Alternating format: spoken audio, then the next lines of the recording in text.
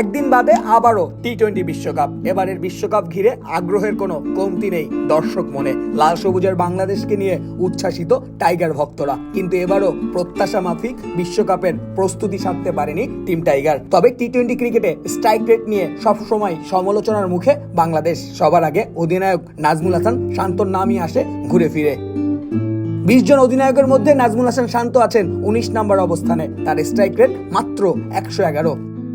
তালিকার প্রথম স্থানে আছেন দক্ষিণ আফ্রিকান অধিনায়ক এইডেন মার্ক্রাম। 151-র কাছাকাছি স্ট্রাইক রেট এই ব্যাটারের। দুয়ে উইন্ডিজ কাপ্তান রোবমান পায়েল আছেন 144 স্ট্রাইক রেট নিয়ে। এরপর বাটলার তার সমান স্ট্রাইক রেট নিয়ে আছেন 3-এ। 140-এর কাছাকাছি স্ট্রাইক রেট নিয়ে তালিকার চতুর্থ স্থানে আছেন ভারতীয় কাপ্তান রোহিত শর্মা। সব থেকে চমক, অজি ক্যাপ্টেনের আগে আছেন কানাডার অধিনায়ক সাদ বিন জাফর। এরপর আইরিশ অধিনায়ক পল স্টার্লিং ও যুক্তরাষ্ট্রের মোনাব প্যাটেলও আছেন যথাক্রমে 7-8-এ। তালিকার একদম শেষ স্থানে আছেন উগান্ডার অধিনায়ক ব্রায়ান মাসাবা। তার থেকে কিছুটা বেশি বাংলাদেশ কাপ্তান শান্তর। তাহলে বুঝে নিন বাংলাদেশ ক্রিকেট কোন অবস্থানে আছে।